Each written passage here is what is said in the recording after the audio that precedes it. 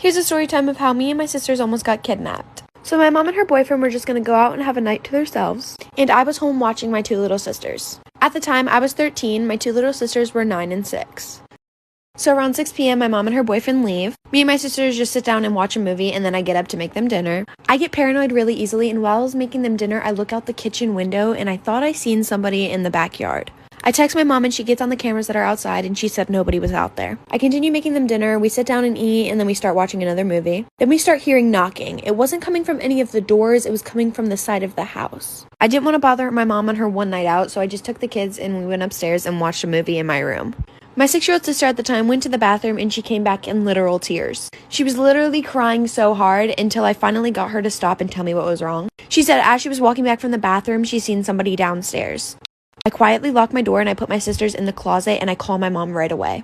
While my two little sisters were in the closet, my 6-year-old sister would not stop crying and I'm pretty sure the person downstairs heard her. At this time, my mom and her boyfriend were already on the way and so were the police. I heard him coming up the steps, so I quietly opened the closet door and promised my sisters that they would stay quiet and be calm no matter what. I didn't know what he was here for, so I hid in the side of the bed in front of the closet so that he would get to me before he got to the girls. I heard him just rummaging through stuff and stuff breaking. Then a couple minutes later, I hear the police sirens. Right as I hear the police sirens, I hear a bedroom window smash. While trying to stay as calm as I can, 3 policemen bust down the door. They grab me and my sisters and take us outside. About 5 minutes after they take us outside and put us in the back of their car, my mom and her boyfriend shows up. About 20 minutes later after he was caught, they did notify us that he was wanted for murder of 2 younger girls and 1 adult male. About $10,000 of our stuff was either missing or broke. Then about a month later when we were capable to, we did move. Nothing has happened since. Story time about how I almost died when I was 4 years old. So my mom was at work and my dad and I were at home. And my dad was watching TV while I was trying to do headstands.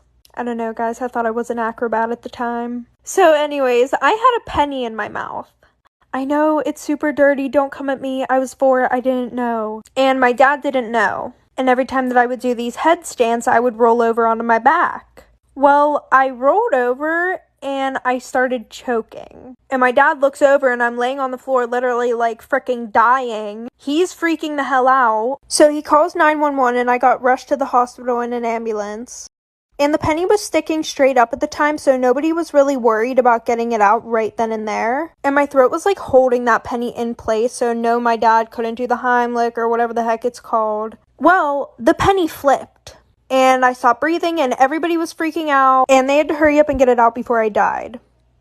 This just might be the craziest spring break story you've ever heard. Me and 14 of my friends decided to go to Cabo for spring break when we were in college. We rented an Airbnb and thought everything was going to be so much fun. But on the first night, there was already a couple of my friends that were too tired to go out, so we just decided to split up. Half of my friends stayed at the house and half of us went out to a bar. The bar we ended up going to was right on the water, and as we're sitting there eating our food, a yacht pulls up. And I don't mean like a small yacht, I mean like a huge party yacht. There was little dinghy boats bringing people to and from the yacht. My friend that spoke Spanish went over and started talking to one of the boat taxi drivers. He said that if we wanted to, we could all jump on his boat and he would take us out to the yacht.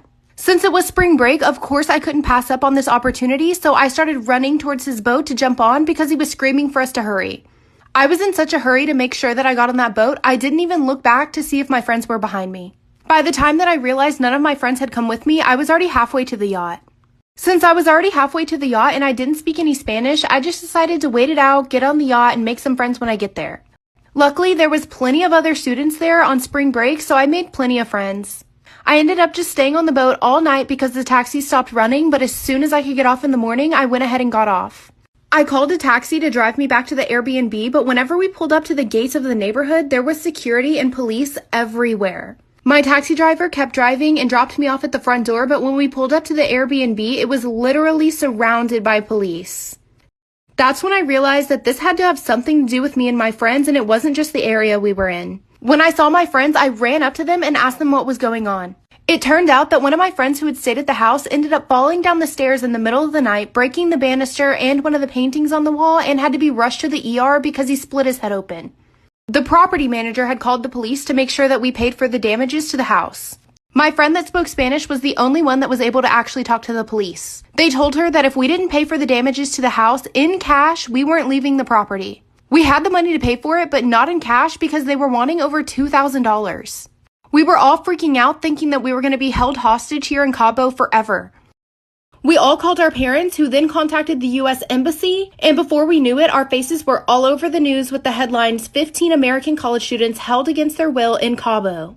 At the moment, there was nothing we could do, so we just decided to go back in the house and sit down and wait. I guess the property manager had also ended up calling a maid service to help clean up the damage done inside the house. Whenever the maids got there, we explained to them what was going on and that we were absolutely terrified. Luckily, they had already seen the news, and so they were willing to help us. They moved all their cleaning supplies into the house and backed their van into the garage. They explained to my friend that if we all got in the van, they would drive us to a nearby hotel where we could stay the rest of the trip. The police were guarding the front door, but we all snuck around them and ended up getting out. We did have to stay in a gross hotel for about a week, though. Me and my daughter used to be best friends. We did everything together, and she truly was the light of my life. But things started to change on her teens. Moodiness, lashing out, lies, etc. I just thought it had to do with her age and that she would grow out of it. I really tried everything. Family therapy, long talks about how much I loved her. None of it worked. She would either roll her eyes back or spit more of her venom. My husband works really long hours and isn't much help, to be honest. My husband is white and I am black and my daughter is mixed, but she looks white and she really takes after her father. I really don't know what I did wrong, but her dislike for me began to become pure hatred. She would question all the time how someone like me could be her mother when she was white and I was black. At some point, she demanded a DNA test, and I said sure, if she paid for it, and she was not pleased with the results.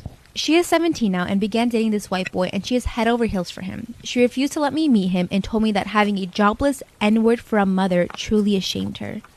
I am a stay-at-home mom, and I don't think I've ever experienced such pain. Long story short, I couldn't take her abuse anymore and decided to go back to my family in Cuba.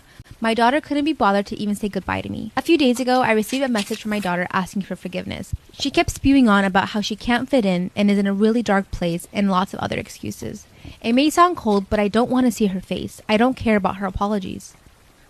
I thought I had made the right decision, but my husband thinks I should really hear her out and forgive her.